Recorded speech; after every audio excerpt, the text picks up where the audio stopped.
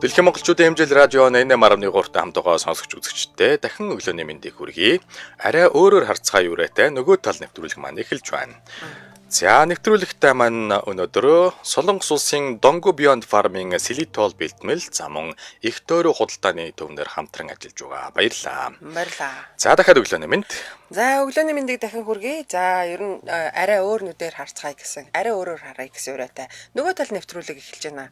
Бид нэр ер нь даваа гарагт дампуурлын бизнесийн дампуурлын түүхүүдийг ярьж байсан. Ер нь дампуурл ярьж байгаа нь бас нөгөө бизнест ямар ч бизнест нөгөө тал гэж байгаа дампуур хэрсэл байгаа тэрийг харуулах зорилготой. За тэгээ хин нэгний алдаа оног инээж одоо тавлж шоолоогүй харин ингэж болдгоом шүү гэдгийг одоо бас айлуулах сануулах гэж зорьсон. За тэгвэл өнөөдөр бид нэр дампуур ярихгүй. Өнөөдөр ер нь нэг зах зээлийн өөрчлөлтөөс тэгээд азтай шийдвэрээс хамаарат гинт баяжсан хүмүүсийн тухай ярина. Гэхдээ гинт баяжсан гэдгээ суглаан тоглосон хүмүүс биш. Бас нэг жоохон мэдлэгтэй хүмүүсийн толгоогоо ажилуулж баяжсан. Толгоогоо ажилуулсан хүмүүсийн баяжсан түүхийг ярьж өгнэ. Тийм ээ. Юу яхаа мартсан байх шүү. Студид хөтлөгч Ундар хоод найруулагч Эрдэнэ мөнхнөр ажиллаж байгаа. Продюсераар Бат хоёр ажиллаж байгаа шүү. За тийм ээ. Гоё сэдв. Тэгээ дампуурснаас гоё ингээ баяжсан түүхүүдийг ярил гоё шүү дээ. Тийм. За эхлээд мэдээж хамгийн ихэнд танилцуулах зүйл бол биткойныг танилцуулнаа. Тэгэлгүй яах вэ? Би яг ийм цахим ер нь би нэг эдийн засгийн мэдлэг муутахгүй. Гэтэ энийг ингээ уншаад исэн чинь биткойн авах хүний авдал гэж боддог. Бүх хүн тэгэж харамсдаг бахаа. Дэлхийд дээр хэдэн тэрбум тэгэж хүн тэгэж харамсдаг мэдгүй. Харамсаж. Би яг тухайд бол яг ингээд гарч явах үед ингээд сонсоо зүгээр нэг хальтмалт сонирхчл байсан. Тиймээс яг авчих хэмжээнд бол тэгэж яагаагүй. Жохон судлах хэрэгтэй юм шиг байна. 10 биткойн авцсан байсан бол тэгэл одоо хүнтэй нэг юм яриад явах вэ тий одоо. Догохгүй сте. Чи 10 биткойнг болохоор энд ингээс сууж байгаа штэ бид нартай яриад. Йоо дээш харах нэ зүгээр. За анх 2008 оны 8 сарын 18-нд bitcoin.org domain хаяг бол бүртгүүлсэн байдаг. За 2008 оны 10 сарын 31-нд Satoshi Nakamoto гэх нууцлаг нэр ашиглаад нэг нөхөр биткойныг одоо танилцуулаад зуучлагчгүй захин мөнгөний систем гэж одоо анх танилцуулга хийж нийтэлж ирсэн. Peer to peer гэж одоо ярьдаг. Electronic cash system гэж байгаа. Энэ бол төвлөрсөн бус захин мөнгөний одоо системийн санаа гаргаж хийсэн гэсэн. Өөрөөр хэлэх юм бол ямар нэгэн төвлөрсөн юм байхгүй хаана оршиж байгаа яаж байгаа мэддэхгүй хаанаас яаж хийшээ одоо шилжиж байгаа барьж байгаа нь мэддэхгүй л гэсэн үг. Ер нь гэхдээ нэг тийм биеэрээ мөнгө өрөөд авах шаардлагагүй зүгээр л захин мөнгөтэй болно. Тийм ямар нэгэн мөртлөө мөнгө байгаад байна шүү дээ. Ямар нэгэн шимтгэл юу байхгүй, ямар нэгэн хүн эзэмшил тэндээс шимтгэл аваад ингээд байгаа юм байхгүй. Яг нөгөө биржүүд нь бол өөр хэрэгтэй дамжуулж байгаа. За 2009 оны 1 сарын 30-нд Genesis Block одоо олборлогдсон. Энэ бол биткойны аль биесны эхлэл болсон юм байна тийм байна. За ингээд танилцуулагдаад нэг хэдэн сарын дараа энэ чинь нэг 3 4 сарын дараа ингээд олборлогдоод эхэлчихэж байгаа. За 2009 оны 1 сарын 9-нд бол биткойны анхны програм хангамж нь биткойн volume TIG 1 гэдэг хөлбөр гарсан.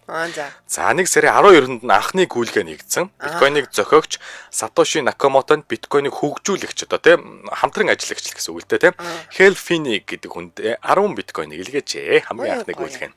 Тэгэл энэ нөхөр баяжсан байх нь шүү дээ. Ингээд үнэ сошиал программистууд болон IT хөгжүүлэгч нар биткойн олборлоод ингээд ерөнхийдөө хэрэглээ нь орчиж байгаа.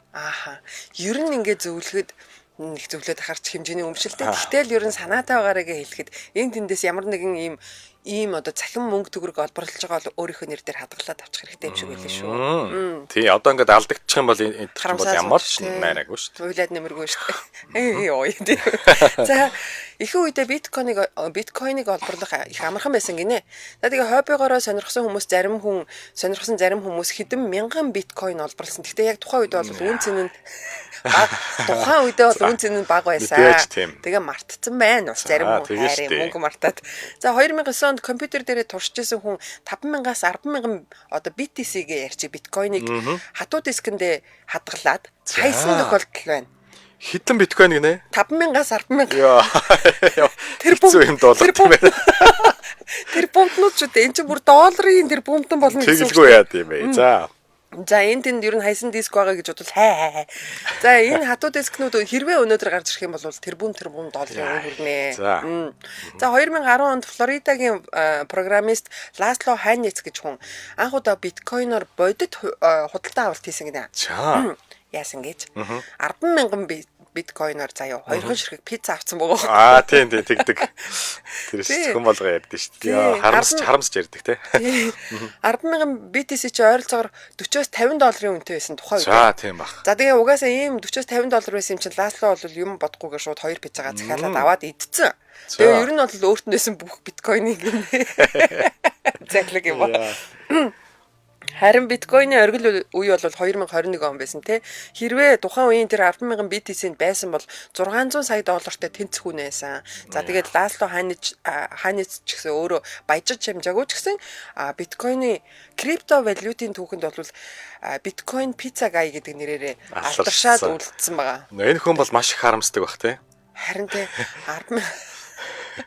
600 сая доллараар тэнэгч явж гэж боддог бах те. 600 сая доллараар 2 пицца. Тэгсэн. Гэтэ энэ өнөөгийн аншин шүү. Тийм.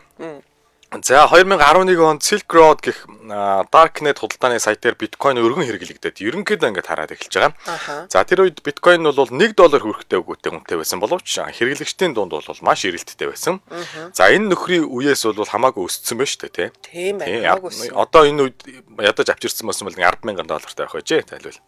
За тухайд биткойн сонирхож худалдаж авсан хэд хэдэн хүн өнөөдөр бол тэр бомтон болсон түүхүүд бол байгаа. За 2012 оны орчин биткойн Foundation-ы эхний гишүүд Чарли Шрэм, Гевин Андерсон зэрэг анхны хөгжүүлэгчид хөрөнгө оруулагчид биткойн хэдхэн центийн үнэтэй байхад их хэмжээгээр авсан байдаг гинэ.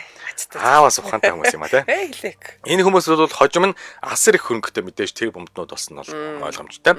За 2011 онд 12 настай Эрик Финман гэж жаалх байжээ. За тэр хүн маань эмээгээс $1,000 зээлж авчээ. За. Тий яаж авсан мэдгүй одоо. Эмээ одоо 12 настай $1,000. Тий одоо яасан юмдээ мэдгүй бэлэг мэлгийн юм уу цуглуулсан мөнгөн ч байж болох юм тийм. За ингээ бүх мөнгөөрөө биткойн авчээ тэр хөө. За. $1,000. Тэр үед нэг биткойн $10 хавцсан үнэтэй болцсон байсан. Ер нь ингээл 10 дахин өссөн байсан. Ингээл өсөөлсөн байна. За. Тэгээд авцсан байсан болохоор нөхөр бол 100 биткойн авч чадсан. Ямар ч байсан амжаад. За. Ингээд хөрөнгө оруулалтаа мартжээ хүү зайлвал. 11 он. За. 2017 онд нөхөр гин цандын байгаас юу илээ нэрээ бичиж биткойн төлөв. Тэгсэн чинь нэг биткойн $20,000 хүрсэн байжээ. За 100 биткойн төн шүү дээ. Ингээд өнөө жаал хүч Эрик хүч нь 18 наснда $20 сая болсон байжээ гэж. Өө мундаг 12 настай мөртлөө үнэхээр сайн хөрөнгө оруулалтын худалдаж авъя. Айгүй мундаг шүү дээ. Би бол чихэрж ирнэс л бодож байгаа. $1,000 гэдэг чинь баг мөнгө шүү дээ энэ чинь тий. Мөнгө шүү дээ. 11 оны $1,000 маш их мөнгө. Ингээд хүү бол 18 наснда ойролцоогоор манайхаар бол 70 тэрбум төгрөгийн хөрөнгөтэй болжээ гэж. Энэ хүү ирээдүйтэй хүн байна. Үнэхээр мундаг байна. Сайн байна. Өстой мундаг. За Tyler and Cameron Winklevoss гэж хүмүүсийг санаж байна уу? Санахгүй бах те. Санаанд орохгүй байгааз.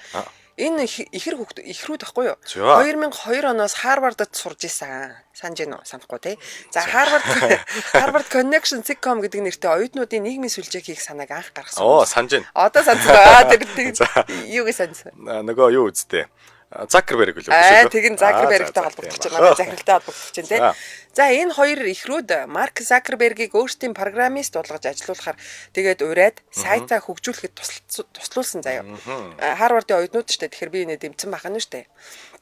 Тэгсэн чинь манай Марк Закерберг яасан хамтарч ажиллаж байгаа мэт төр үзүүлж яснаа үнэндээ өөрийнхөө хувийн төсөл болгоход Facebook-ыг хөгжүүлээ лээсэн ерөөсөө. Сэргэлэн. Тэгээ 2004 оны 2 сард Марк Закерберг Facebook-ийг эхлүүлсэн. За тэгээ маш хурдан Facebook бол алдартай болсон тий. За үүний дараа Winklevoss-ийн ихрүүд Марк Закербергийн эсрэг одоо гомдол гаргасан. Манай санааг хулгайлсан гэрээгээ зөрчсөн гэд шүүхэд хандсан. За. Шүүх угаасаа олон жил үргэлжилж нөгөө хэрэгэн сунжирж явсараа байгаа эцэстээс шүүх хурлаас нөгөө Марк Закерберг чинь захлах нь шүү дээ. Ажил хийж ядчих хажуугаар нэг шүүх гэдээ удагдаад байгаа. Тэгэнгүүт нь тохиролцоо санал болгосон гинэ ихрүүдэд. Тэгээ ихрүүдэд нийтдээ 65 сая долларын нөхөн төлбөр болгосон. Тэгэхээр энэ үнэн л байгаа байхгүй санаа. Тийм байна. Бол за лайлаа энэ мөнгийг аваад тэгэхэд болчих штэ л гэсэн юм байна. Тэгвэл энэ 65 сая бүгдийг мөнгөөр өгчөөгөө 20 саяыг нь бэлнээр өгөөд 45 сая долларын үнэлгээ Facebook-ийн хувьцаа өгсөн. Одоо өнөөдөр бол ах トゥ хоёр үнэхээр одоо баян байгаа. За тухайн үедээ бол яг Facebook-ийн хувьцаа тийм үнэтэй ч байгаагүй. За ихрүү зөвхөн Facebook-ийн хувьцаагаараа л өнөөдөр бол тэрбумтнууд болсон байгаа штэ. Гэхдээ эднэр бол өөрсдөө бас баян айлын хүмүүс байсан. Тийм ядуу хүн байгаагүй. Тэгээ өөр хөрөнгө оруулалтууд бас хийжсэн. За тэгээд зөвхөн Марк Закербергээс авсан энэ 20 сая доллараар тэр чигтээ биткойн аваад Төө бас. жоорлсон бахна. Тэгээ 2017 онд нөгөө 20 сая доллар чинь дахиад тэрбум долларын биткойн болсон бахна шүү дээ. Энэ зургийг өгж ин угаасаа их тийм айхтар байрын хоёр нөхөр шүү. Тийм байгаа. Энэ яг бодит зураг. За ер нь бол нөгөө нэг 2010 оны билүү кино нөгөө social network кино тэн дээр гардаг тийм. Залуу санагдаж байна. Тийм байна. Одоо бол биткойн 110,253 долларын ханштай байгаа юм байна шүү манайхаа. 110,253 доллар. Нэг нь үү? Тэ нэг ширхэг биткойн шүү дээ. Шулуудлаад байна. Шулуудлаад байна. 300 за 400 шахам сая юм уу 370 80 сая үнэтэй байгаа юм байна. Нөгөө тэр бомын уучлаарай. Тэр бом шүү дээ. За. Юу лээ сая юу лээ тэр бом. За. Ингээд манараад идэм аа нэг мөнгөнд донд чинь тэ. Мөнгө ярих дуртай гэдэг манараа. Тэ Америк хэмээнарт $1000 баг бах уу гинэ. Оо. За тийм ээ. Бас байж болох юм тэ. Гэтэ арайч бас 1000 төгрөг шиг байхгүй байна. Тэ. За Google-ийн анхны хөрөнгө оруулагч нар тэр бомбнууд болсон. За Google руу орж байна тийм. Google-ийн үүсгэн байгуулагчид бол Larry Page гэдэг бид нар мэднэ Сергей Брин хоёр тийм. За эдгээр бол Стэнфордын их сургуульд докторантур суралцж байхдаа танилцсан. Ингээд анхны аль биесны google.com домейн хаягийг 1997 оны 9 сарын 15-ны өдөр бүртгүүлсэн байдаг. За ингээд харин 98 оны 9 сарын 4-нд нь аль биесээр Google компани үүсгэн байгуулсан. За үүнээс 6 жилийн дараа 2004 оны 8 сарын 19-нд IPO гаргасан. Юусе 6 жилийн дээр IPO гаргачихжээ. За ингээд нэг жувцааны үн бол $85 үнэлэгдэжсэн. Нийтдээ 19 сая 605,052 хувьцаа нийтэд нээлттэйг санал болгож. За нийтэд гаргасан нь ерөөсөө энэ. Гэхдээ өөртөө бол цаана их хэмжээний хувьцаа авч үлдсэн гэсэн ерөнхийдөө юу байгаа? Таамаглал байгаа. Тэгэхээр авч үлдсэн л байж таарна л да мэдээж тийм. Бүгдийг мэдээж гаргачихгүй шүү дээ. Тэгэлгүй яах вэ? За ердөө нээлтийн өдрийн хувьцааны үн бол $100-134 буюу $100 34 цент. Хөрч одоо үнэ өссөн. Ингээд Google 23 тэрбум долларын үнэлгээтэй компани болсон. Шууд л хувьцаа гаргаал 23 тэрбум долларын үнэлгээтэй. IPO гэдэг чинь ерөөсөө хувьцаа гаргаж байгааг л. Тийм хамгийн анхны хувьцаа гаргах үйл ажиллагааг бол IPO гэж нэрлэж байгаа. Тийм үү. Үгүй нэрээ адтай маа 85-аас эхлээл 100 болол тэгэнгүүтээ гинт нөгөөдөл чинь баяжаад. Тийм тэгэл 23 тэрбум долларын үнэлгээтэй болсон. За Larry Page Сергей Брин нарын үүсгэн байгуулагч нар эднэр бол IPO гаргахдаа л олон сая хувьцаа авч үлдсэн байсан болохоор IPO-ийн дараа тус бүрд нь хэд хэдэн тэрбум долларын ингээд хөрөнгө бол гарт нь байж штэ. За Google-ийн гүйцэтгэх захирлаар ажиллаж байсан Eric Schmidt гэж байдаг. IPO-ийн үеэр бол 15 сая гаруй хувьцаа эзэмшиж тэр даруйдаа тэрбумтай болсон. Энэ чинь ер нь энэ салбар чинь тийм л дээ. Их маш их эрсдэлтэй салбар. Эргээд маш их одоо тэ өгөөж авч болох салбар. Тэ маш сайн мэддэг хүн орохгүй бол үнэхээр их эрсдэлтэй салбар. Маш сайн мэддэг хүнээс гадна ер нь судалгаагаа сайн маш сайн тий хийх хэрэгтэй. Одоо ингээд бид нөгөө хадгаламж гэлээдэг штэ. Тэгсэн чинь бонд чинь бас нэг хадгаламжаа бас өсгөх боломж юм байна штэ. Тэгээ бондыг би бас ингэж сонслоо. Анх оруулж байгаа мөнгөө нөгөө хүн заавал авна гэсэн хамгийн багадаа оруулсан мөнгөө заавал авна алдагдaltaгүй байна л гэсэн штэ. Тэгээ хэрвээ ашигтай авах юм бол нөгөө хувь мөв аавна. За тэгээ одоо бүр илүү гоё хуримтлалтай даатгалуудын нэтрээ гэдэг. Ер нь юмаа сайн судалж авах хэрэгтэй байна. Хамгийн эрсдэл багтаа бонд гэж яддаг. Тэгээд тэгсэн тэгээд юу яжсэн би бас нэг яг хэсэг нь сонирхчихсэн яг нэг энэ салбарын бас имижэд ажиллаж исэн гэдэг утгаараа тэгээд сонирхоод бас нэг жоохон хувьцаа наан цаана гэдээ бас үзчихсэн. Тэгэхэд бол үнэхээр эрсдэлтэй байнгын л савлгаа байж идэг байнга судалж тэрүүгээ өдөрч бай шүнч бай. Тэгээд нөгөө олон улсын зах зээл чи манайхаас цаган зурж явдаг учраас шүн их хвчлэн бас ингээл жоохон анхаарч ингэхгүй болдгоо. Тэгээд нэг өглөөс ирэхэд саятан болцсон байж ч магадгүй нэг өглөөс ирэхэд л нөгөө мөнгө чинь нэг талхны мөнгө болцсон ч байж магадгүй. Тэгэл нэр нөлөө бүхий нэг хүн ганц үг алдаал боо хэлээл тэгэл унжтай юм шүү. Тийм одоо чинь Elon Musk бол ингээл би тэдэн хувьцаа эндээс авлаа гэхэд л тэр хувьцаа бол ингээл буужиндаал явж идэг. Байдаг юм уу те? Тийм юм шиг байна. Ер нь тийм эрсдэлтэй салбар л да. Сольсон хувьцаанда 20,000 төгрөг хийж мартаа жилийн дараа өссөн байж болох уу гэнэ. Төгрөг бол унжин те? Мэдгүй. Нөгөө инфляцаад байгаа бүр л үнцэн багсгах та гэж. За Google руу нэгэн орснох Google-ийн тухай ярина. Гэхдээ Google ер нь айгүй тийм шинэлэг компани. Офис нь ч гэсэн шинэлэг байсан, үйлчилгээнүүд нь ч гэсэн шинэлэг байсан. Одоо тэгвэл өөр юм ээ. Анхныхаа ажилчдад цалин авах уу, мөнгөөр авах уу, хувьцаа авах уу гэсэн ийм сонголт өгч байсан гинэ. За. Энэ дундаас ихэнх нь ер нь бол цалингаа авсан юм шиг байна. Тэгсэн чинь анхны ажилтан Крейг Силверштейн гэдэг хүн багагүй хэмжээний хувьцаа авсан. За Google-ийн бас 16 дахь ажилтан шүү. Сьюзен Вожицки хувьцаа авах сонголт хийснээр яг энэ IPO хийсний дараа их хэмжээний хувьцаатай болсон. Хийж явах үед нэг хэмжээний хувьцаатай болсон. Тэгээд энэ хүмүүс төд дуудалгүй сайтнууд болсон. Тэх нь байна тий. Цалин авсан бол үрээл дуусж байгаа. Хувьцаа авахд бол ингээд хөрөнгөтэй болсон. Алсын хараатай л нөхдүүд байна шүү дээ тий. Тийм. За мөн Sequoia Capital, Kleiner Perkins гээд хөрөнгө оруулалтын компаниуд хөрөнгө оруулж анхны хөрөнгө оруулалтаа хэдэн зуун дахин өсгсөн энэ Google дээр. За 2004 оны 8 сард анх IPO хийхэд $85 байсан гэж хэлсэн тий. За тэгвэл жилийнхээ эцсээр яг энэ 2004 оны жилийн эцэст $200 хүрсэн. 2014 онд $600 болсон. 2021 онд $2000 болсон. 22 онд үнэн ингээд хит өндөр болсон учраас нэг хувьцааг $20 болгож задлсан. Ер нь ингээ үнэн өсөд байгаа болохоор ер нь дахиад задлая гэж бас задлалт юм шиг. Тийм байна. Хувьцаагаа тэгээ задлсан байна тийм. За тэгээ 2004 онд $10,000 Google-ийн хувьцаа авсан хүн өнөөдөр хэдэн 100 сая долларын хөрөнгөтэй байна гэсэн. Тийм ээ. Яг ингээ сонсоход яг гоё л доо тийм. Чи нэг л аз одонгийн тэгэл мэдээж маш их судалгаа байна. Судалгаа ер нь бол жоохон мэдээлэл судалгаатай л байх хэрэгтэй. Зөв тооцоолттой байх хэрэгтэй юм шиг байна. Ирээдүйтэй байх уу юу нэ тэрэгээд. Тэгвэл зүгээр нэг найруулагч бол зургийг яг өгөөд байна хүмүүсийн зургийг өгөөд байгаа шүү. Яг үнэн тийм ээ Sequoia тийм. За юм байна те. За ер нь технологийн компанид одоо салбарт хөрөнгө оруулсан хүмүүс бол одоо хамтарсан хүмүүс бол богино хугацаанд ингээд ер нь бол нэлээд баяжаад байна шүү дээ те. Бүр шунал хөдөлгөөр баяжж шүү дээ. Баяжаад байна. За тэгээд одоо бол яг Facebook-ийг тухайлж одоо ярив. За. За Марк Закерберг бол 2004 онд Стэнфорд их сургуулийн оюутан байхдаа Facebook-ыг эхлүүлсэн 12 онд IPO хийх хүртэл хувьцааны эзэмшлийг ихэнхийг өөртөө хадгалж исэн байт юм байна.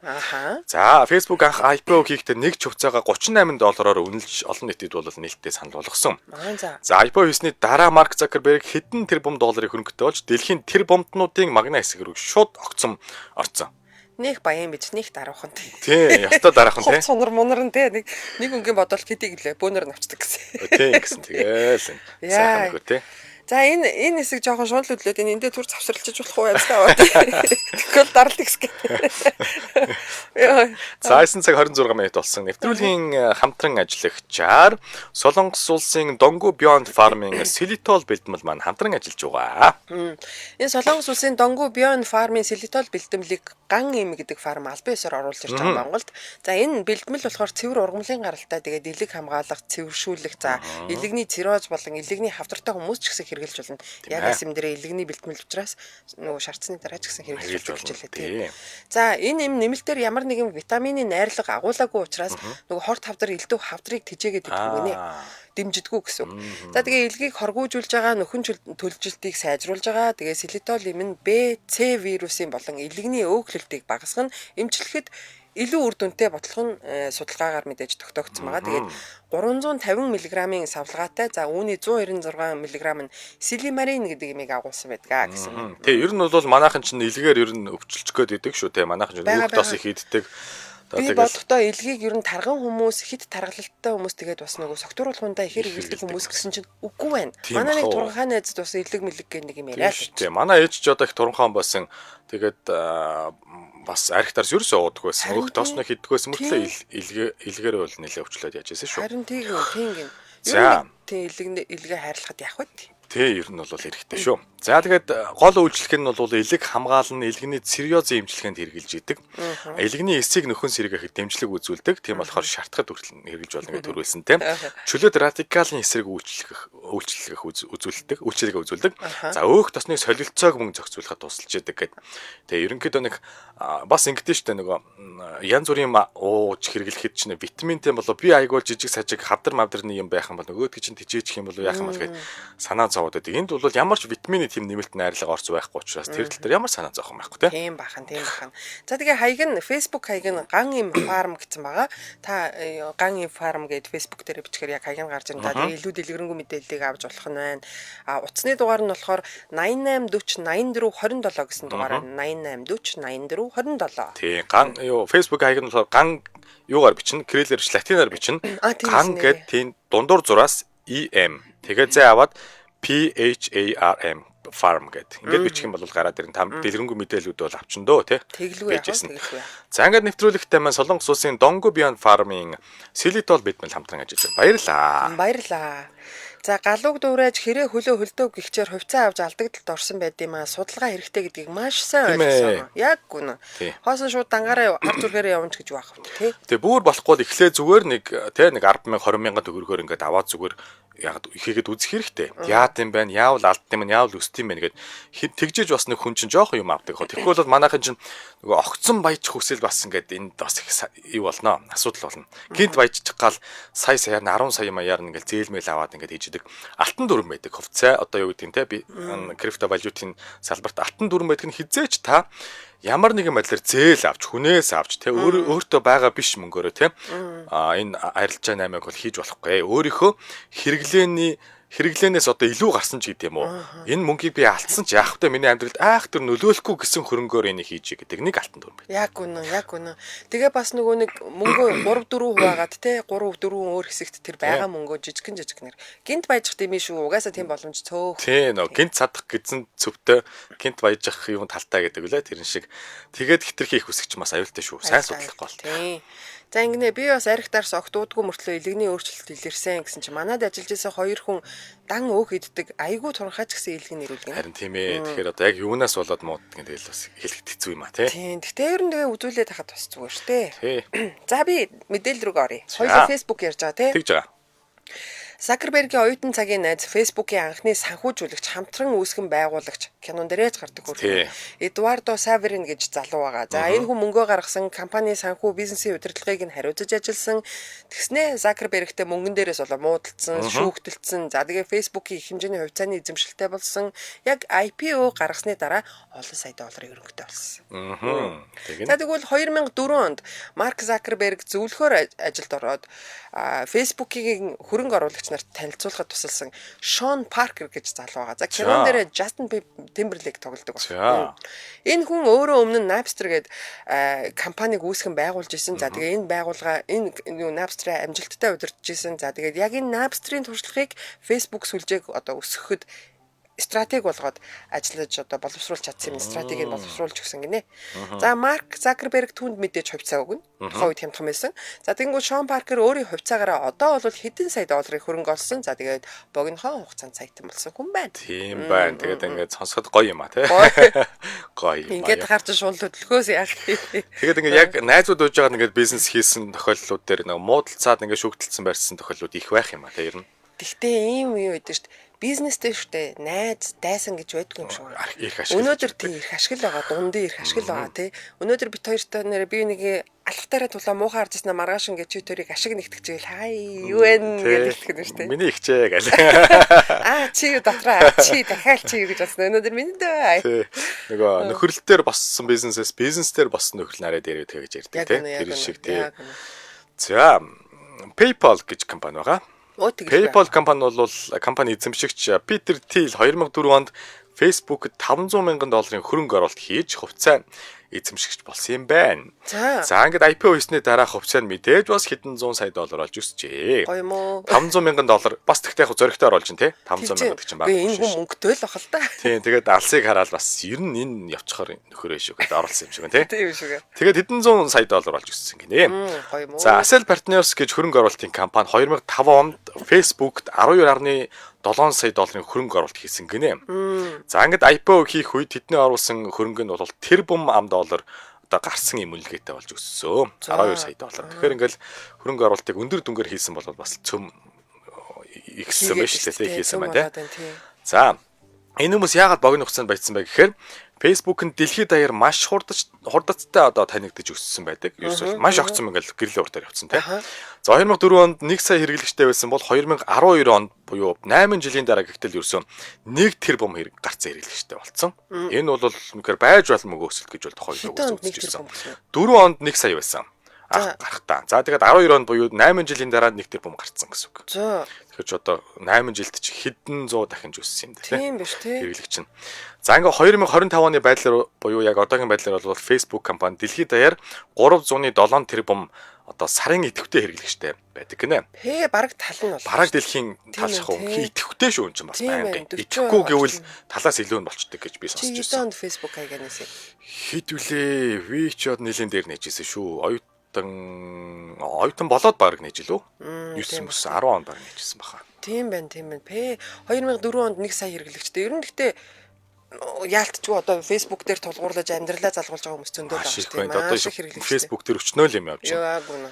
Тэгээд энд ч өмнө нөгөө хай тав гэж байсан санаж байна уу? Саналгүй яах вэ? Тэгээд хаяа нэг орж үздэг байсан зураг мөрөг хараад одоо баг орохгүй болсон байх уу те? Айгу хурдан хаагцсан шүү дээ. Тэгсэн заахгүй. Facebook-ийн Messenger нэгдснээс бол нөгөө Yahoo Messenger хаагдаггүй юу? Тэгсэн шүү дээ. За тэр жаахан хөөрхөн баазтай гэж хэлээ. Бааз гэдэг.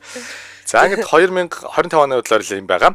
Энэ 307 тэрбум одоо сарын идэвхтэй хэрэглэгчээс нь 211 тэрбум нь өдөр бүр ордог гэж байна. За ингээд IPO хийх үед хувьцааны үн нь бол ингэж огцом өссөн. Ингэснээр анхны хөрөнгө оруулалт хийсэн хүмүүсийн хувьцааны үн өгөөж нь бол хэд дахин өссөн харагдаж байна. За анх $38 үнэлгээтэй байсан нэг хувьцаа одоо хэд болсон гэж бодож байна. Маш их үнэтэй болсон бах уу? Тийм ээ, маш их үнэтэй болсон.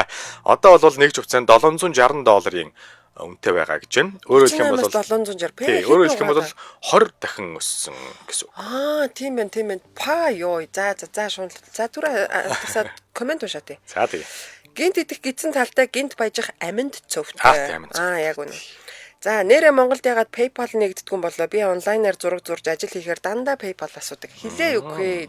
Энэ нэрээ нэгтчүүл айгүй хэрэгтэй шүү. За Марк Закерберг манай ахаа гэсэн юм. Тэмлгүй яах вэ? Бид бүгдээ ах. Манай захирал манай ах тий. За яг иймэрхүү жишээ бас Apple дээр байгаа. За 1976 онд нөгөө Apple-ыг Larry Page, Steve Jobs, Steve Wozniak нар хөгжүүлсэн байгуулсан тий. За тэгээд тухайн үед бол Mike Markula гэж хүн $250,000 хөрөнгө оруулалт хийж хувьцааг нь авсан гинэ. За тэгээд 1980 онд IPO хийхэд түүний хувьцааны үн хэдэн $10 сая болсон. Цөөхөөс сонсгож байгаа хэдэн 10 сая. Ашиглахгүй юм байна тий. За тэгээд энэ хүн өнөөдөр тэр бовтон заа юу.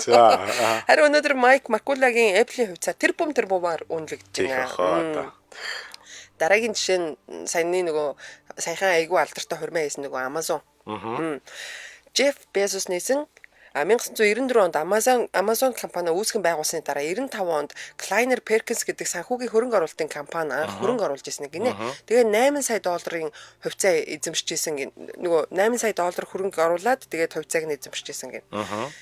Kleiner Perkins зөвхөн хөрөнгө оруулалт зохицгүй өөрсдийн хөрөнгө оруулалтыг өгөөжтэй болгохын тулд Amazon компани үйл ажиллагааг дэмжиж маш олон зүйл хийсэн. Тэгээд мэдээж хувьцаагаа өгөөжтэй болгож чадсан гэсэн байна. Тийм ээ. Amazon-ы хин чин Jeff Bezos ч одоо саяхны хүртэл дэлхийн хамгийн баян хүн байсан шүү дээ. Бараг тэгээд нөгөө хинд юугаа алдсан болохоос Elon Musk Elon дөө. Тэгээд энэ баяжууд чинь нэг алтлаа гэдэг нэг хэнийх амьдрал нөлөөлөд тахгүй. Зүгээр л яг бичигдэх үзүүлэлттэй тийм. Мөнгөнд энэ дансандаа дансандаа үлгүүд хിവэрэл орчих. Ойн тэнд байгаа болгүй эднэр чинь нөгөө нэг сагсанд хийдгүү хизээж бүх бүр нэг сагсанд хийдэг. Тийм манай нэг таньдаг нэг ахын аав ээж хоёр нь одоо бол нэг их настай хүмүүс л те. Манай нэг томоохон компани хувьцааг бас аваад энэ ер нь их явна гэдээ авсан. Хойдоо бас баг мөнгөөр л авч ирсэн гэсэн. Тэгээд авсан чинь за нэг 5 6 жилийн өмнө л үүдээ тэр хувьцаа болоод бүр ингээд нөссөөр байгаа бүр яг баг юундаа хүрсэн ингээд хайлайттай дээзэгтэй баг хүрсэн гэж үзээд яг тэр тухайн үед бол зараад нөгөө ах эгч хоёр маань зараад хоёр байр авчихсан байдаг. Нэг байр аваад өөрсдөө тустай амьдар, нэг байраа хүүхдүүдтэй ингээд хинтэмжүүлээ өгөөд яажсэн байдаг. Томоохон нэг компани байгаа бүх хүн мэддэг. Тэгэхээр бас манай хинч гэсэн бас хувьцааны бол юу альч намаа хийж л байсан. Ер нь одоо цаг үе чи ийм крипто валют энэ төр ингээ явж байгаа дээрээс нь хувьцааны талаар ийм нэгэнт яриад эхэлж байгаа юм чинь судлахад яах вэ? Тийм. Гол нь судалгаагаа сайн хий болохгүй бол тэгээ мэрэгжлийн үнээс зөвлөгөө авч болох шүү дээ нэрээ. Бид нар ч нөө хувьчлалын үед нэг юм тарааж өгчсэн байдаг шүү дээ. Улаан цэнхэр ямар юм бэ? Тийм тасалбар. Тэр чинь цоглуулаад явж идэг энэ төр хүн байдаг байсан шнэ. Тэрнээсээ авшиг гарсан удаагүйрлэр. Тэр мэдгүй одоо ямар ч сан юу атсан л байсан. Тэр ер нь төрийн өмчөд компаниуд л тэгэж хувьцаа гаргаж ирсэн баг тий. Тэгээд нөгөө хүмүүс хувьцааг нь өгч ирсэн баг. Тэнд чинь бүр нэг биш нэлээд хэдэн компани байдаг баг. Тийм байдаг тий. Тийм тэрний нэрээ ашиг юу гэж байна. Хэсэг яваад бас үнний босон тийм болсон гэдэг хүмүүс чинь шалгаа зархан зараад ингээд янз бүр болоод шүү хөдөлгөөд. Гоё юм уу? Одоо бид нар чинь тэгтээ хувьцаатай ард юм шүү дээ. Тийм хувьцаа байгаа. Чинийх байгаа юу? Байгаа. Манай найз юу муу бол нөгөө оюутны төлбөр мөлбөртөө төлөөд бас нэг яасан юм уу? Миний тал нь байдгүй л юу үлээ байдгүй ч үлээ. Манай ихнэр л бит хоёр лав ингээд сургалтын төлбөртөө өгөөд юм гэсэн. Манай их нарийнх ягаад ч юм тал нь яваагүй буцаагтаад үлдсэн тэр тал нь бол байж идэг. Үгүй бас байж байгаа нь их юм аа хувьцаагаа мартаж үздэг шүү дээ. Тий. Ганц нэг газрын хувьцаа байгаа. Ааха. За тэгээ Kleiner Perkins компани бол Amazon-ы удирдлагын багийг бүрдүүлэхэд гар бие оролцож Microsoft-ийн инженер байсан. Dave Risher болон Walmart-ийн IT-ийн инженер Rick Dalzell нарыг Amazon-д бол элсүүлж авчирч өгсөн байдаг. За мөн туршлагатай санхүүч Joy Cove-ыг санхүүгийн захирлаар томилуулах талаар дэмжлэг үзүүлээд одоо тэргээ томилуулсан. За ингээд түүнчлэн маркетингийн хэд хэдэн хөтөлбөр дээр нь тусалсан байдаг. За Kleiner Perkins-ийн заавар зөвлөмжөөр Amazon IPO хийхдээ 8 тэрбум 108 сая доллар босгосон байдаг. За. Тооцоод үзэхэд хэцүү 24 гэдчихвүлээ. За нэг 30 шахам их 80 төгрөг юм уу да. Босгосон байна. За одоо Amazon-ы зах зээлийн үнэлгээ нь бол 879 тэрбум $. Йой. За. Ингээд сайн толгой эргээд идэв тий. Миний хөөрөгдөхгүй байна угаасаа. Тий анх 8 тэрбумыг босгоцсон. Одоо бол үнэлгээ нь өссөөр 879 тэрбум болсон. За үүнээс Kleiner Perkins компани Amazon-д эзэмшиж байгаа хувьцаа нь $440 тэрбум давсан гэж байна шүү дээ. Зөө ёо. Энэ хүн бол яалчгүй бас тэгэл тухайн үедээ хамтарч босголцож байсан хүн юм байна. Нөгөө нэг $8 сая чинь $440 тэрбум болсон. Тийм. За ингээд анхны хийсэн хөрөнгө оруулалт нь хэдэн хувь өссөн гэж бодож байна. Энэ хувийг хэлхэж байгаа хэцүү юм байна. Шуулаад хэлж чадахгүй. 55 мянган хувиар өссөн гинэ. 55 мянган хувиар тий. Нэг төгрөг чинь 55 мянган төгрөг болчиход шүү, тий. Юу гэсэн ч үгүй шунал хөдлөө.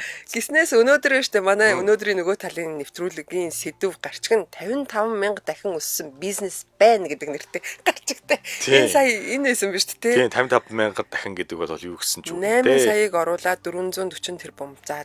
Энэ дээр чинь нэг анх гарч яхад ингээл Amazon-ы хувьцаанаас нэг сая төгрөгийн давцсан байсан бол тэгэл одоо юу юм бэ, тий. Хүмүүстээ нэг дуурахгүй ярихгүй шүү дээ, тий. Тэгвэр хараал ингээл. Энэ ер нь баяжал хэнийг чарахгүй аа. Нарна. Архив гэсэн үнэл арнах тий. За ёо за шунал хоёлоо жоохон завсарлаа. За завсарлах уу? Тий. За манай нэвтрүүлгийн хамтран ажиллагчаар их тойрон худалдааны төв маань хамтран ажиллаж байгаа. За их тойрон худалдааны төв 2020 оноос эхлээд үйл ажиллагаагаа явуулж байгаа. Дөлгөөнүүрийн хотын төвдөө байршилтай гэхэд буруудахгүй. Дөлгөөнүүрийн хоймор төвийн зүүн талд их тойрон худалдааны төв байгаа. 8 билүү 9 давхар. За яг хавдлаа ярих чинь 8 давхар шүү. За бүтээгдэхүүн үйлчилгээний тухайд гэх юм бол B1 давхраас эхлээд 8 давхар хүртлээр бүх давхартай юмтай барилга. Тийм ээ. Юмтай гэдэг нь бараа бүтээгдэхүүн үйлчилгээ гэж шүү. За B1 давхарт нь хүнсний болон гэр ахуйн бараа, цахилгаан бараа худалдаа үйлчилгээ байгаа. Ногоо могоо тэнд байгаа. Мах ногоо одоо бүх юм л байгаа тий. Тийм нэг давхарт нь болохоор чихэр, хагас боловсруулсан бүтээгдэхүүн, бэлүү, торт, зайрмаг, нарийн бов, цагаан эдээ, махан бүтээгдэхүүн, кофе шоп, эмийн сан, богд банк, дээрээс нь улсын бүртгэлийн нэг зэрэг. Хий, улсын бүртгэлийн нэг цаг байдаг шүү. Хотын төвөр олддгүй шүү дээ. Тэгвэл яг энэ их тойроо дотор байгаа шүү. За тэгээ хоёр давхарт нь гоо сайхан бэлэг дурсгал, бичиг хэрэг, дотор хувцас, зөөлөн эдлэл, цагаан хэрэгсэл, нүдний шил, тусгай хэрэгслийн худалдаа үйлчилгээ бүгдээрээ байгаа. За гурван давхарт нь эрэгтэй эмэгтэй бэлэн хувцас байгаа. Дөрвөн давхарт нь гутал цүнх бэлэн хувцас үндэсний үйлдвэрлэл байгаа. Таван давхарт нь хүүхдийн хувцас, хүүхдийн тоглоом, спорт бараа, сургагчийн дүрм хувцас худалдаалж байгаа бол 6 давхарт нь тавилга офис, ширээ сандал, буудан, цагаан хэрэгсэл худалдааны үйлчилгээ байгаа. 7 давхарт нь Чирэг Монгол гэдэг фитнес байгаа. Үсчин, ойдолчин, гоо сайхан, маникюр, педикюр, жолооны курс байгаа. 8 давхарт нь хараа офис нэг шүү. Тийм ээ. Би нэгээс 7 хүртэл яваарай тий. Тий, яг жинкнээсээ бүрээсээ баг хайсан юмнуудаа ер нь олчдээ шүү. Хүний хэрэгцээ зөм бүр. Тийм, бүгдээрээ л байж тэр ер нь олчдөг. Байхгүй малгай шүү дээ. Тий, тэгээд цэвэр тухтай орчин чанарын стандартын шаардлага хангасан хүнс болон бараа бүтээгдэхүүнийг хямд үнээр өргөн сонголттойгоор их тойрон худалдааны төвөөс базаах боломжтой. За тэгээд ерөөсөө хэрэгтэй гэсэн бараа олгоноо л их тойроогоос ер нь олно гэж бодчиход болно дөө. Тэгээд ингэдэг нэг манай захирал чинь янз бүрийн гой юм авчирж өгдөн штэ бид нарт. Тийм штэ. Их тойроо ороод бүгдийг бужигнуулаад аваад ирдэг. Тийм би нэг хэлжсэн нэг гой стүүжин авчирсан байсан гэл те. Тэр бол гой их тойроогоос дандаа авсан их гой юмнууд авчирдаг. Дандаа их тойроогоос авдаг байсан байлээ. Тийм шүү. Тэгээ хотын төвд ойрхон те их тойрон худалдааны төвөөр үйлчлүүлээрэ. Зогсоол гайгүй хангалттай дайжгүй те. Яг үнэ. Элбэг зогсоолтой. За ингээд лавлах утас нь бол 80 89 60 69 80 гэдэг асуулт авлах юм байвал хамтран ажиллах санал малны нэтер юм байвал энэ утас руу холбогдож болно. Өнөөдрийн нэвтрүүлэгтээ их тойрын худалдааны төв хамтран ажиллаж байна. Баярлалаа. Баярлаа. За радио 2 дугаар студиэс нөгөө тал нэвтрүүлэг маань үргэлжлэн та бүхэнд хүрч байна. Би нэвтрүүлгээ сонсгоо болоод яах гээд идэм бэ? Хэдэн мянган хувиа гэн 55 мянган хувь. За одоогийн томоохон объект үйлдвэрүүдийн эзэд тухайн үеийн ягаан цэгэр тасалбарыг цуглуулж исэн хүмүүс байд юм байлээ гэн. Нэг зараад цуглуулаад ингээл хөдөө амны айл майлуудаар ингээ явж исэн бүр ажил болох явж исэн хүмүүс байдэн шүү. Манай ээж аваар зарсан шүү дээ. Тий, тэгээд аргагүй манайхан ч тэр үед бүр дөнгөжл бүх юм нэгдэж байгаа юм чи юу мэдэх үү тий. За МЖЛ радио хувьцаа гаргуул дэмжинэ гэсэн мэн томрох болтгой гэсэн мэн. За аюул батар шгэ гэж. Улаан цэгэр тасалбараар цөвчлөлд оролцож исэн гэсэн байна. Тэгэнгүүт ундрах шуналтай маа гинэ. Шуналтай юм байна уу? Шуналтай угаасаа шунал хөдөлгөөтэй. За би дараагийнхан төсөл рүү маш том амжилттай төсөл рүү. За. Tesla. За Tesla Motors компаниг Мартин Эберхард, Марк Тарпенинг ямар мухайлч вэ гэж хоёр хүн 2003 онд анх байгуулсан гинэ. За компанидаа ер нь бол Tesla-гийн Никола Tesla-гийн фэнүүдээс юм шиг байна. Тэгээ хамгийн алдартай зохион бүтээгчдийн нэг Никола Tesla-гийн нэрийг өгсөн. Би бас Tesla дуртай шүү дээ. Тийм Tesla гоё тийм. Түүхэн. Тийм. Хэдэн сарын дараа 3 дахь хамтрагч болох Young Wright-ыг авсан. За тэгээд хөрөнгө оруулалтаа хайж явж байгаад 2004 оны 1 сард яг жилийн дараа гэсэн үг шүү дээ. Elon Musk-тай уулзсан. За тэгээд Elon Musk-аас хөрөнгө оруулалт хүссэн. Тэнгүүд Elon Musk харж агаад ер нь ирээдүйд компани нэг гэж тооцоолоод тэгээд би танаа туузын дараагуулъя 13 сая долларын хөрөнгө оруулалт хий. За. Ингээд энэ гуравтай нийлээ дөрөв. Актер хүнтэй. За. Актер хүн. За Elon Musk туузын дарга болно гэсэн бололтоогоор ерөнхийдөө энэ гуравтаа нийлээд Tesla компани дотоод шатлалтын хөдөлгөөртөө одоо машин хийгээд юм байна л та тухайн үедээ. Тэгсэн чинь компани үйл ажиллагаа тогтворгүй ер нь дампуурч гэдээс учраас Elon Musk ч 13 сая доллар оруулсан шүү дээ. Манайхаа. Дампуургүй манайхаа ингээ уулж явсаар агаад 2008 он гэх түүний оруулсан хөрөнгө 100 сая давцсан богоо. За ямар ч явсаар байгаа тий. Тийм Tesla-гийнхан ч ер нь их зоригтой хүмүүс санагдаад идэм манаа да. Солиотой төслөөд идэх те. Зоригтой болох юмыг нь удахгүй гарч ирнэ. За, Daimler-Benz Tesla-д автомашины литиум ион буюу нөө хуурай цэнэгтэй 1000 ширхэг батарей нийлүүлж чадах уу гэсэн захиалга өгчээ. Яа. За 1000 хийгээд тэгэхээр даваа явъя гэсэн байна тийм. За энэ батарейнуудыг болохоор Smart гэх хоёр хаалгатай жижигхэн машинуудаа суйрлуулж туршина гэсэн юм байна. Энэ айгүй хөөрхөн машин шүү нэрээ. Ямар машин байдаг лээс? Жижигхэн суудлын дээр комби загвартай. Тийм. Манайд бас байж байдаг тийм. Байдаг. Тийм. За хэрэг туршилт амжилттай болох юм бол жил бүр 200 мянган батарей аавна шүү гэсэн гинэ. Тогтмол. Тийм тогтмол. За Tesla бөөм баяр болоод батарейнуудыг нь үйлдвэрлэх ажилдаа болоод хань цүү шамлаад орсон нөхдүүд. Тэглгүй. Өөст хийгээд тийм. За ингээд 1000 батарейг бол нийлүүлэхэд бэлэн болсон байсан боловч Daimler гин захиалга зуцалсан гинэ. Зайлэг юм. Хэцүү юм бэ. Баг юм хийж чадах чи яаж чадж байна вэ? Тий. За ингээд Tesla-гийн удирдлагын баг нь хуралдаад батарейнуудыг одоо яах вэ? Баах юм хийцээ гэж одоо яах юм бэ? Тийм. Ингээд brainstorm гэж ярьдаг те хийсэн. За brainstorming дээр нэг нь өөртөө ер нь бүтэн захилахаа машин хийгээд наад дулаа чинь тавьчул ер нь яа тий те хайчихаар ийм зархаж ихаар наа чи санаа биш үгээд тэгжээ. Тэгээд ингээд өөртөө л ер нь батарейнуудыг чинь ингээл яаж ийл ер нь талд оруулъя даа л гэсэн шийдэл. Уг нь бол энийг нэг хаах баярлааг байх те. Юм уу батарей оруулах гэж машин интгэж юу байх вэ? Яаж игэл наадах ч одоо ингээл цаашаа харуулгаас та гэдэг. За тэгсэн чи Elon Musk тийгэл да яагаад болтгүй ингээл ингээд мөнгөтэй. Тийм мөнгөтэй тийгэл даваа гэдэг. За ингээд Tesla хэрэггүй муусан батарейнуудыг далд оруулахын тулд 2008 он бүтэн цаглага машин хийгээд эхэлжээ. Одоо өнөөдрийн Tesla truck-ууд юм уу? Тийм. Тэгсэн чинь тэр төсөл нь маш амжилттай явцсан ерөөсөө. Tesla чи машин гарчлаа гэдэг. За ингээд гэхдээ бүтэн цахилгаан машины үн бол жирийн машинаас 50-аас 200 дахин ялчгүй илүү үнэтэй болоодсон. 200 дахин наад чихвэн 50% ч чинь 2-оос 4 дахин илүү үнэтэй байгаадсан ба шүү дээ. Тэгээ ерөөсөө батарей далдруулах гал машин хийгээд. Тийм наад бол ч одоо тэгээд даа гэл нэг Elon Musk. Одоо тэгтээ өнөөдөр Tesla-гийн машин ямар үнэтэй юм? Монголд нэг хэд яваад байдаг. Бага. Ер нь хөөрхөн үнэтэй Tesla чинь тий. Ерийн машинаас илүү үнэтэй. Бензин хайбридээс. Тий, тэр нөгөө Cybertruck лөө. Тийм Tesla Cybertruck. Тий, тэр бол бас овоо үнэтэй. Монголд бас нэлээд харагддаг болсон байлээ. Нэг тийм харгаргийн машин шиг загвартай. Тий, нэг жоохон үнэтэй жоохон. Хаана харлаа хотын цагаад машины засвар дээр зогсчихсон чи хажуур ингээл зү. Яасан ч уртын зүгээр нүд булаагаал явж ирлээ шүү дээ. Тий. Тэр чинь гоё шийдлүүдтэй яг ингээ нэг яг гоё хорхоо хөрмөр бас гоё шийдлүүд байд юм аа. Яг уу. Тий, зөвхөн урд одоо ингээд бид нөр чи өрүүл дарахаа урд дугуй ингээл иргэн штэ. Тэр чинь бол урд дугуй иргэн, хойд дугуй бас бага хэмжээнд иргэн. Тэгэхээр маш манер set урт мөртлөө. Тийм болохоор тэгээд ингээд манер setтэй зам дээр одоо ингээд бүтээ иргэж мэрэг авчдаг байхгүй юу? Хөтөж. Тийм хайр гаргийн юм шиг царайтай шүү дээ. За, энэ алдаа оноо дундуур бизнесийн тэмцэл дундуур Илон Маскын будчин явж байсан нөгөө анх оруулсан 13 сая доллар. За, дараа нь өөрөөсөө харамлаа мэдээж Илон Маск харамчаараа алдартай шүү дээ. Харамлаж байж оруулсан 100 сая доллар бол Tesla-гийн хамгийн том хувьцаа эзэмшигч шер Илон Маскыг тавьсан. За, тэгээ 2010 онд IPO хийхэд Tesla-гийн үнэ нь нэг хувьцааны үнэ нь $17 байсан гин анх. За тэгээ өнөөдөр бол нэг хувьцааны үнэ нь $443. Байтэн сайтан тэр бүмтэн болохоос яах юм тий. За Vantage Point Capital Partners гэдэг компани 2006-2007 онуудад Tesla $5 сая хөрөнгө оруулалт хийсэн гинэ. Тэгээ 2010 онд IPO хувьцаа гарах үед нь бүх хувьцаагаа $121.3 сая зараад бас гарсан гэсэн. Байсан бол бас өнөөдөр тий бужигнуулах. Тий яг зөв наадах хэлэхэд уг нь бол ингээд 24 нуугарсан юм шиг харагдаж байгаа юм. 24 юм уу энэ? За. Тэгсэн ч гэсэн дахиад жоохон хүлээсэн бол 3 биш хэдэн 100 дахин ингээд нугарах байжээ. 2008 он Tesla компани санхүүгийн хүндрлийн үед Vantage Point-ийн удирдлага нэмэлтээр шин санхүүжилтийн гэрээгээ хүлээн зөвшөөрч баталсан боловч нэг чухал хуудас дээр гар үсэг зураагүй байсан байна.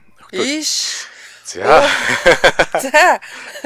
Тэгээд дараа нь гэрээ ясаар бол мөнгөө төлөөрөө гэдэг ингээд тэгсэн чинь манайх тэр хуудсан дээр чинь одоо зураагүй гэдэг ингээд маргасан байна. За нэрэж олон хуудас гэрээнээс бол нэг хуудсан дээр нь ингээд зураг үлдээсэн байсан. Санаатай байсан юм шүү. Тийм ингээд нэг юм асуудал үүсэж байгаас ганцхан хуудаснаас. За энэ бол маш том маргаан дагуулж эхэлсэн. За ингээд Tesla санхүүгийн дэмжлэг ирээгүйгээс болоод бусад хувьцаа эзэмшигчид нэмэлт санхүүжилт болохоор болоод дотроо Vantage Point Capital Partners жаахан тийм дургу болцгоосон гинэ. Ер нь ч өргө оруулалтын нэрээ жоохон цааргалаад тийм шүү дээ. Тийм. За тийм болохоор IPO гаргах үед бол нөгөө Vantage Point Capital Partners бол шууд бүх хувьцаагаа олон нийтэд зараад ерөөсөө тэгэл гараа авчихсан. Гараа. Өөртөө л анханаас дургуун хөрөнгө оруулсан. Одоо яа их хөө. Гэтэ уг нь бужигнуулсан бол бужигнуулах л байсан. Тийм бужигнуулах байсан байгаа. За ингэнэ Tesla машинууд 280 сая орчим байдаг гинэ. Тэгтээ Cybertruck нь 600. Тийм баха харин нэлээд өндөө сонсогч байсан. Тэр Cybertruck гэдэг байгаа чинь тэр нөгөө нэг тийм хар гаргийн гэдэг ч юм уу шүү дээ. Нэлээд урт. Энэс өөр загвартай байт юм уу тий? Tesla-гийн үү? Зүгээр яг Tesla-гийн өөр машинуудыг бас нэрлэж байгаа байх л та. Янз бүрийн цахилгаан машинууд, гой машинууд байгаа шүү дээ. Кусовгүй машин гинэ Cybertruck-ыг нь. За тэгсэн чинь машин мэдгүй л дээ. Тэгтэл Tesla зөвүүн цэмбгэр гой санагддаг. Гой. Над би нэг Tesla-ээр нь авч унна гэж боддөө шүү ирээдүйд.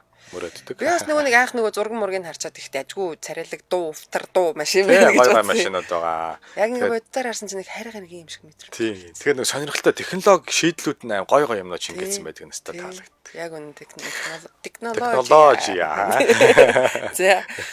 За одоо тэгвэл 2006 онд Google ярэ. 2006 онд Google-ийн үүсгэн байгуулагч нар болох Larry Page, Sergey Brin Tesla хөрөнгө оруулсан тий. За тэгвэл энэ хүмүүс хувь учраас нөгөө хэдэн төгрөгийн одоо хувьцаа авсан, тэр хувьцаагаа хэдээр зарсан, хэдийг олсон бэ гэдг нь нууцлсан. Тэгтээ ямар ч байсан маш их хэмжээний ашиг болсон тодорхой. За тийм л баг. Зүгээр сэртчи маш их мөнгө авсан. Хэдэн тэр бомбнууд болсон баг. За тэгээд нуух хэрэггүй бас компаниуд байдаг гинэ. Бүх юм нийтийн одоо нүдэн дээр нөгөө шилэн данстай гэдэг шиг. За компани лэмчин жил болгон тайлан баланс гаргаж л тараа тэрийг нь хүмүүс харж л тараа. JP Morgan гэдэг алдартай одоо санхүүгийн байгууллага байдаг тийм.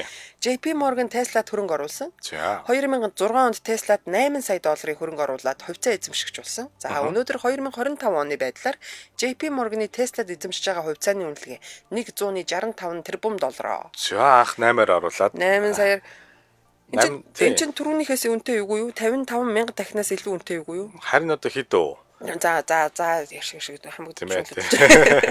За өөрөөр хэлэх юм бол JP Morgan-ы Tesla-д оруулсан хөрөнгө оруулалт дор хаяж 200 дахин өссөн гэж. 200 дахин. Тоон байсан биз дээ. Тийм байна. Тийм. 55 мянгаач арай барахгүй байна тий. Тийм байна. Тэгээ бас амар өссөн ба шүү.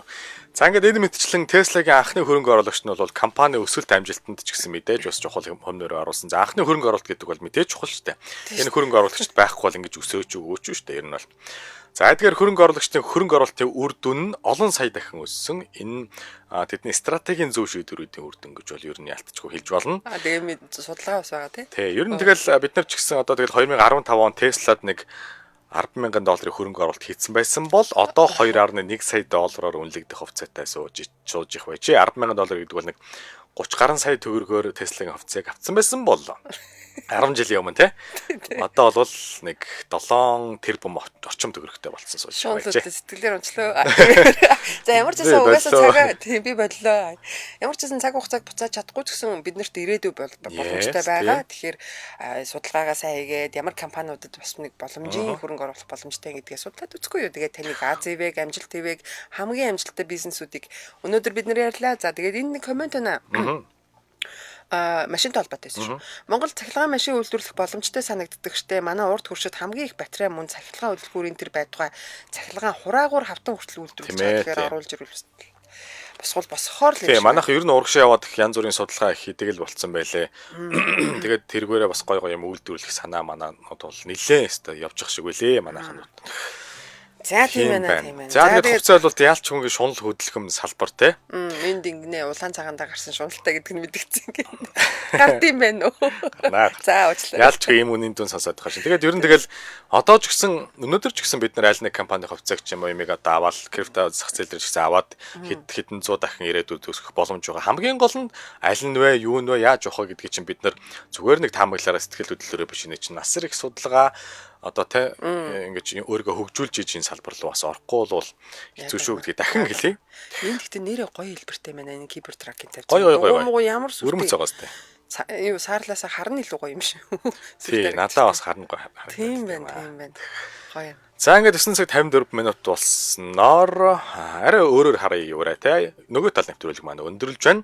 Өнөөдрийн нэвтрүүлэгтээ Солонгос улсын Dongo Beyond Farming Xylitol бэлтгэл самун их тойрог худалдааны төв нар маань хамтран ажиллаа. Та бүхэндээ баярлалаа. Амжилт хүсье. Баярлалаа. За нэвтрүүлгийг радио 2 дугаар студиэс хөтлөгч Ундрах хот, найруулагч Эрдэнэ Мөнхнөр хамтран та бүхэнд хүргэлээ. Продюсер Батбаяр ажилласан. Бидэнтэй хамтсан сонсогчдод баярлалаа. 10 цаг 10 минутаас Яманы мах халуун дээр нэвтрүүлгээ хүлээн авч үзэж сонсоорой. Баярлалаа. За.